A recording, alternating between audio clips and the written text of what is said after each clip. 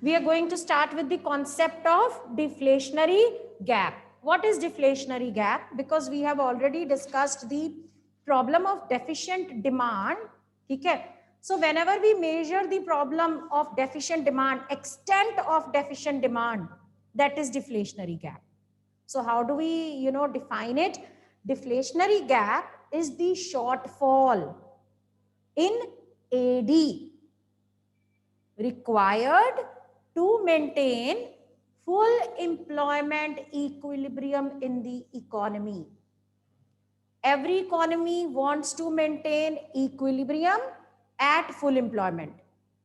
That is, every economy wants that its planned expenditure, that is aggregate demand, should be equal to planned output, that is aggregate supply. Her economy equilibrium attain करना चाहती है. अब दूसरी बात, every economy wants to attain equilibrium corresponding to full employment. यानी वो चाहती है कि full employment पर equilibrium हो, यानी सारे रिसोर्सेज को fully employ करके हम जितनी आउटपुट प्रोड्यूस कर सकते हैं, लोग उतना ही खर्चा करने को तैयार हो. This is full employment equilibrium. But when this equilibrium is not maintained, that is AD falls short of AS corresponding to full employment, we face the problem of deficient demand. यानी सब रिसोर्सेज को काम पे लगा के हम 100 करोड़ की output produce कर सकते हैं, लेकिन लोग सिर्फ 80 करोड़ के गुड्स लेने को तैयार हैं. इसका मतलब हमारी डिमांड 20 करोड़ रुपए से डेफिशिएंट है. This shortfall in aggregate demand, ठीक है, in the level required to maintain full employment. अगर हमें फुल एम्प्लॉयमेंट पे इक्विलिब्रियम अटेन करना है तो 20 करोड़ की डिमांड की कमी है हमारे में. इस 20 करोड़ की डिमांड की कमी को कहते हैं deflationary gap. Shortfall in the AD from the level required to maintain full employment equilibrium in the economy. So deflationary gap, it is proportionate to deficient demand. It is proportionate to deficient demand. Greater the deficient demand, more will be deficient demand, and vice versa. You can make the diagram here. The same diagram will be there. ठीक है, deficient demand का diagram same है. So next question आता है, how do we measure the deflationary gap? Measurement of deflationary gap. If you want to write down the meaning of deflationary gap, you can write deflationary gap is the shortfall in AD required to maintain shortfall in AD from the level required to maintain full employment equilibrium in the economy.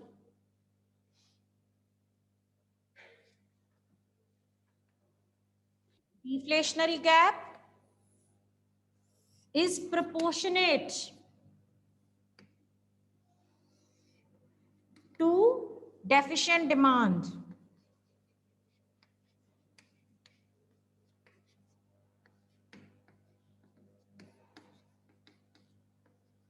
Greater the deficient demand,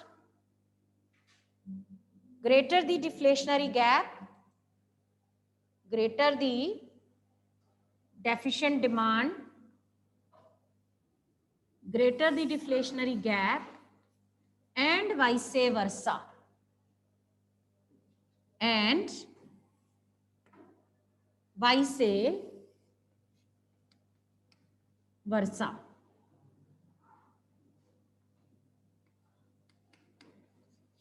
आगे लिखेंगे measurement of deflationary gap.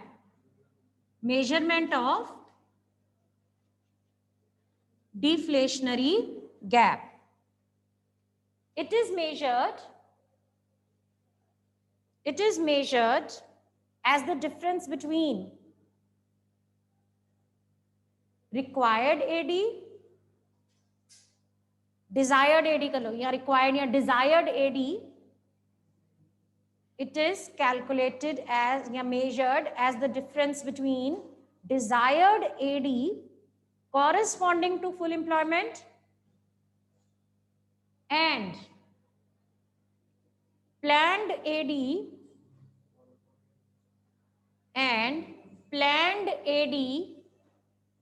corresponding to underemployment.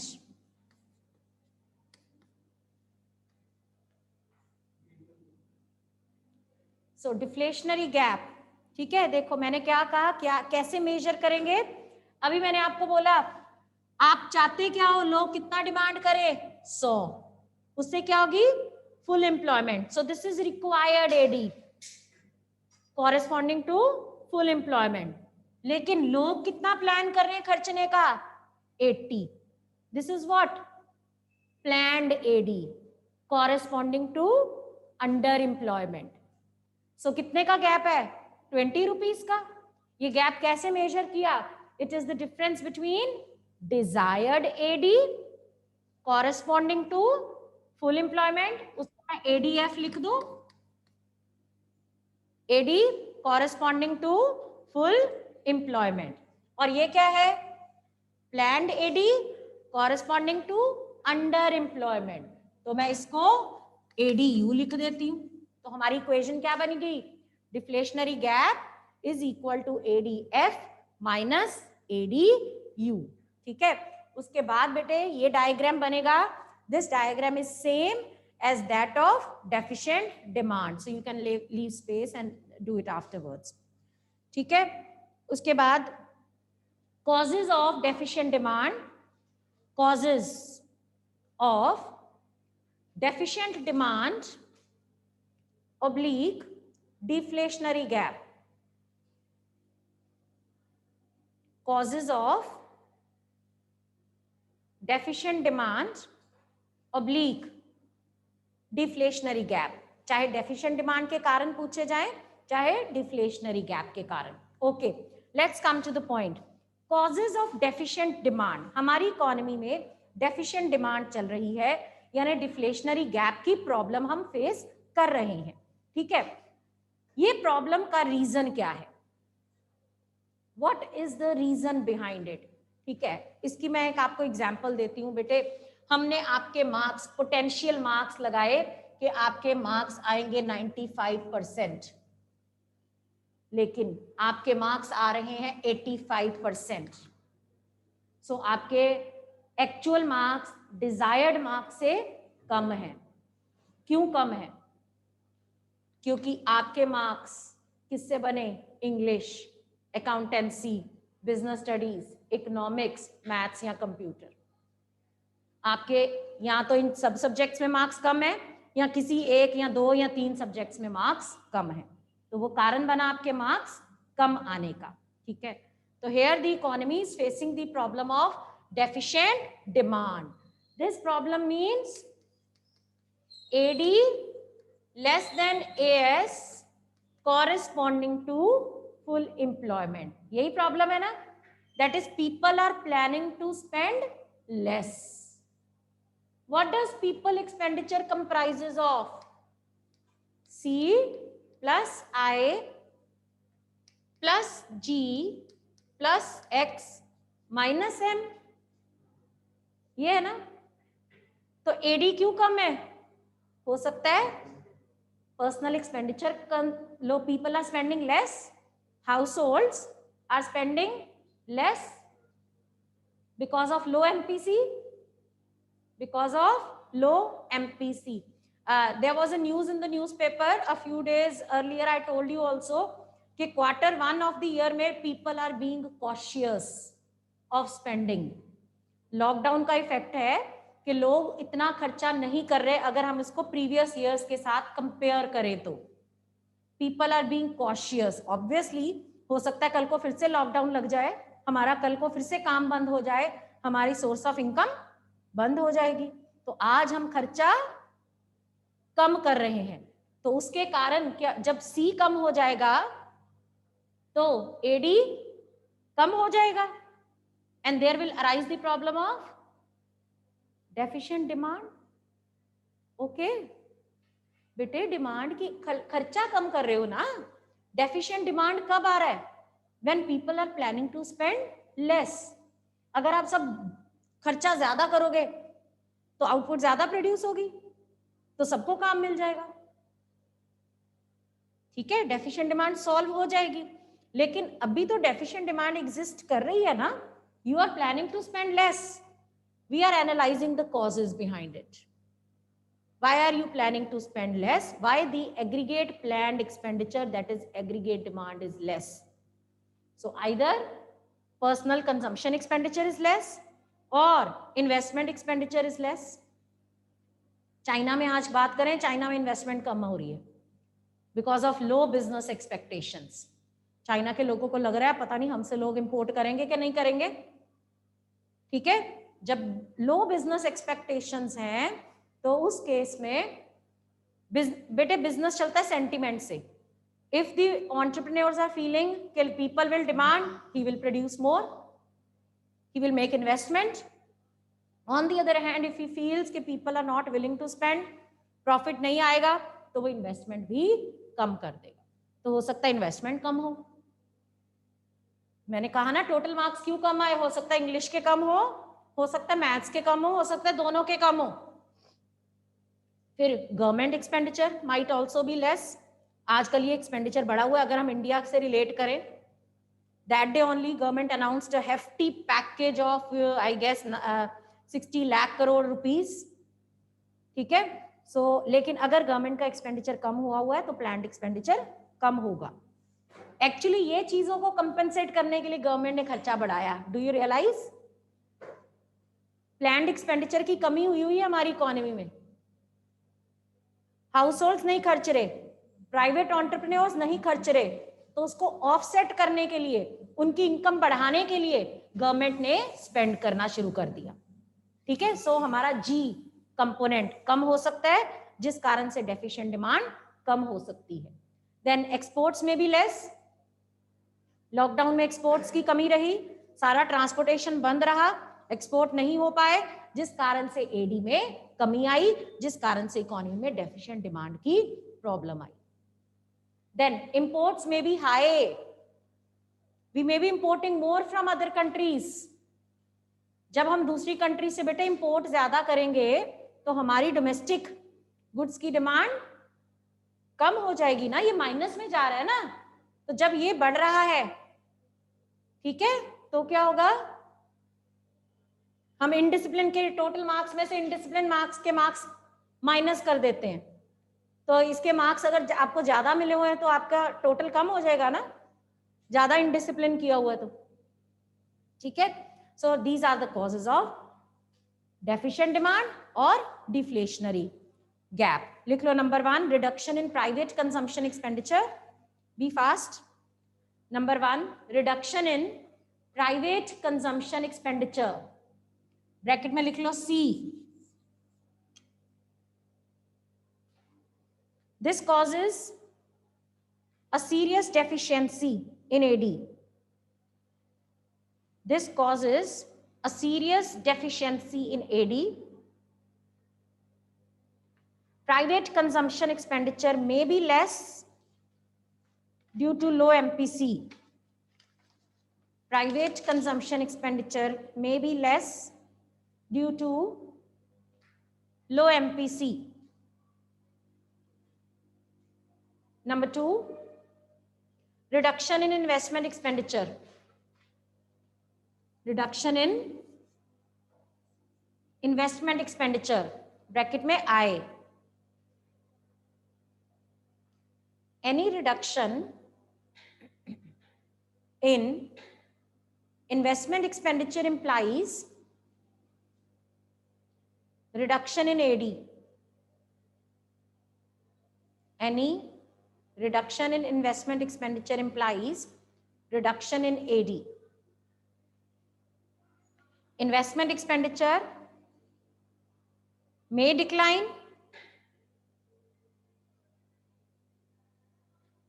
in the situation of poor business sentiments.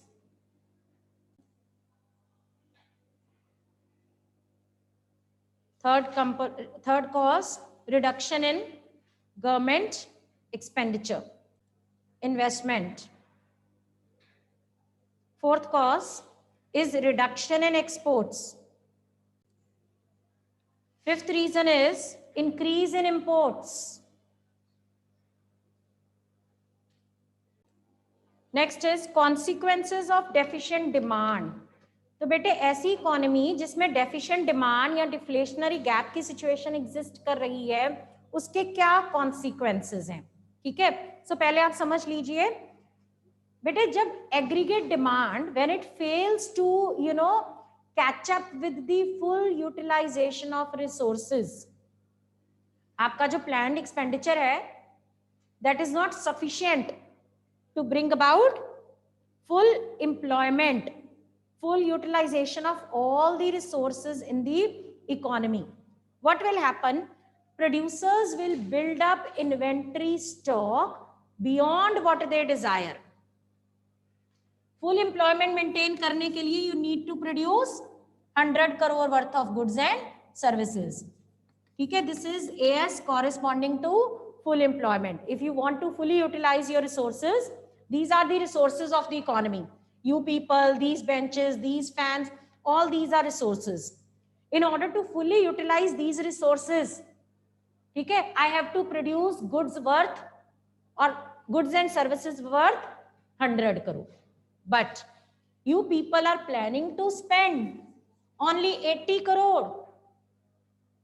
That is aggregate demand. Planned expenditure of this economy is only 80 crore. In this case, what will happen? Producers will build up, inventory stock beyond the desired level. एक desired level से बेटा उनका जो inventory stock है वो build up हो जाएगा. So this undesired inventory stock would force the producers to plan less for the subsequent years. ठीक है, अब उनको पता चल गया भाई हम 100 करोड़ का प्रोड्यूस करेंगे तो 20 करोड़ हमारे पास पड़ा रहेगा. ये अनडिजायर्ड इन्वेंट्री स्टॉक है. To get rid of this undesired inventory stock, they will plan to produce only 80 crore worth of output in the subsequent years. यही होगा ना बेटे, इजंट इट? आज वो 100 का प्लान कर रहे हैं ताकि सारे रिसोर्सेज फुल यूटिलाइज हो जाएं, लेकिन उसने देखा लोग तो सिर्फ 80 करोड़ के गुड्स लेने को तैयार हैं. ठीक है, तो जब when people are planning to buy goods worth only 80, what would producers do? They will plan to produce less in the subsequent years. So subsequent years में जब वो आउटपुट कम प्लान करेंगे तो क्या होगा? उनको लेबर को काम से निकालना पड़ेगा. ऑब्वियसली जब मैंने सारे रिसोर्सेज को यूज किया, I was able to produce goods worth 100. Now I want to produce goods worth 80.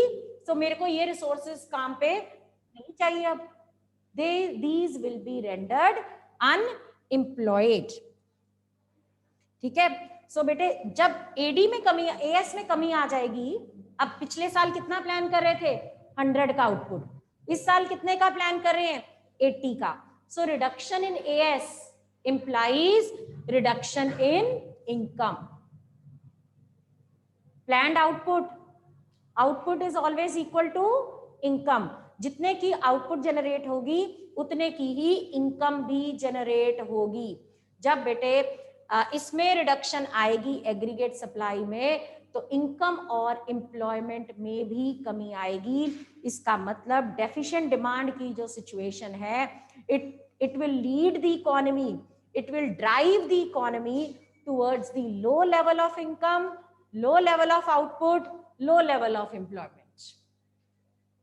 जिस इकोनॉमी में डेफिशिएंट डिमांड है उसके क्या कॉन्सिक्वेंसेस हैं? The economy will be driven to the situation of low level of income, low level of employment, low level of output. So today we are facing the problem of deficient demand, and we can observe its consequences. Our GDP has contracted, that is low level of income. Our unemployment rates have risen, which means low level of employment, low level of output. Clear?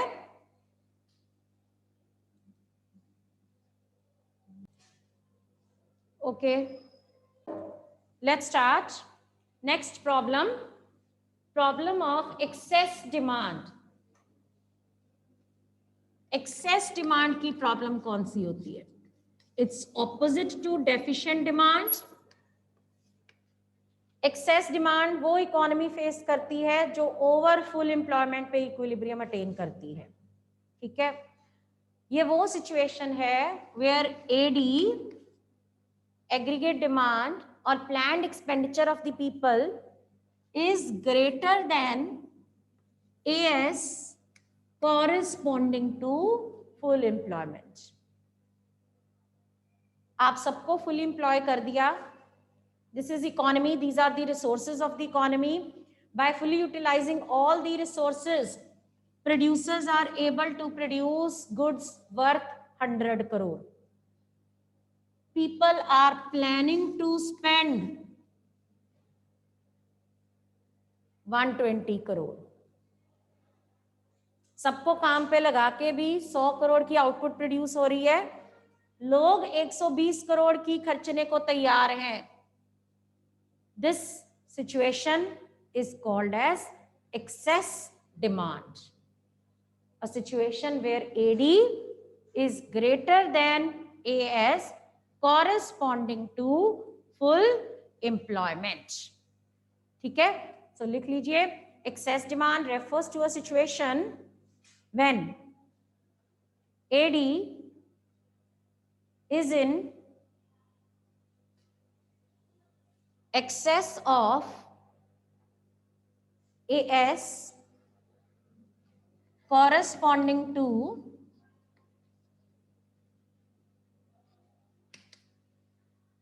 AS corresponding to full employment in the economy.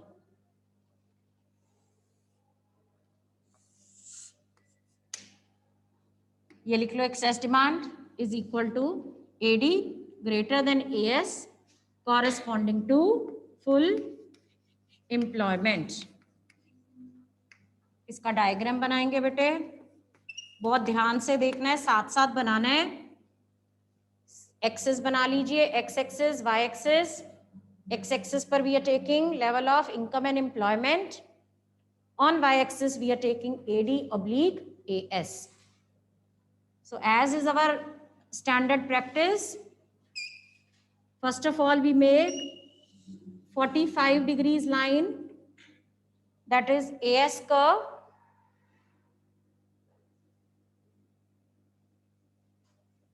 After that we make AD corresponding to full employment. अगर हम चाहते हैं ये economy full employment पे equilibrium attain करे तो ये इसका एडी कर्व होना चाहिए. ये डिजायर्ड एडी है. ठीक है, लेकिन एक्चुअल में ये जो इकोनॉमी है, here people are planning to spend much more, so their AD curve is above ADF. This is their AD curve, actual AD curve of the economy. इसको मैंने ADE का नाम दे दिया है.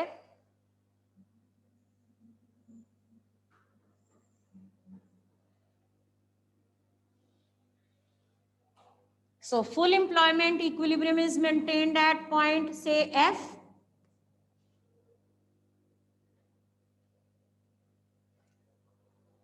Actually the economy is in equilibrium at point E. Full employment पे हम कितनी output produce कर सकते हैं? FN और ON एक ही बात है क्योंकि 45 डिग्रीज एंगल है. FN और ON. How much are people are planning to spend? कुछ भी कह लो. GF. ये लोगों फुल एम्प्लॉयमेंट पे लोग कितना खर्चने को तैयार हैं? GN.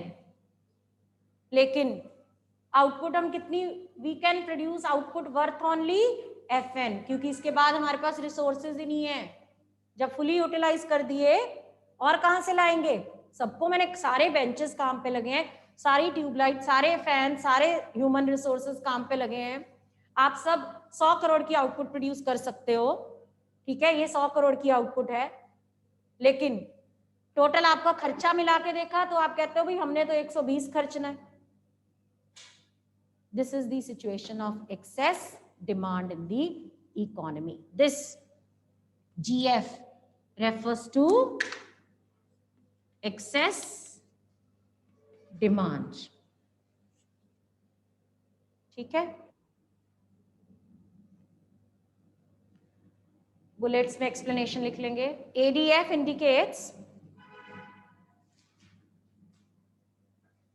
indicates full employment level of AD.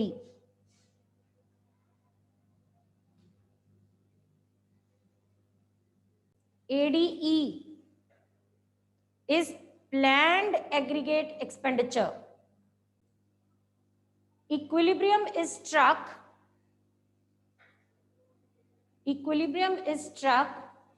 at point E.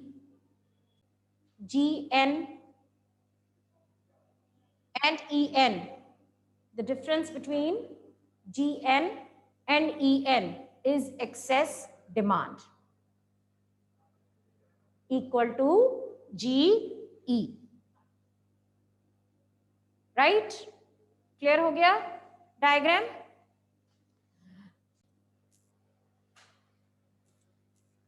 Rest we will do tomorrow.